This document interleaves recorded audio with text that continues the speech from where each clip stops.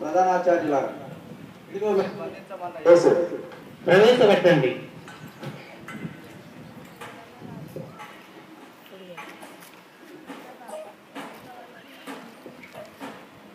ఇతడైనా యేసు యూదులలో తిరుగుబాటు లేవనెత్తి ఈ యూదా మతంలో చిచ్చు పెడుతున్నది ఇతడైనా?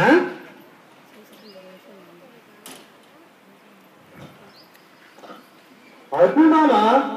ఇతడే. చెప్పు, నీవెక్కడి నుండి వచ్చావు? నీ శిష్యులు ఏమి బోధిస్తున్నావు?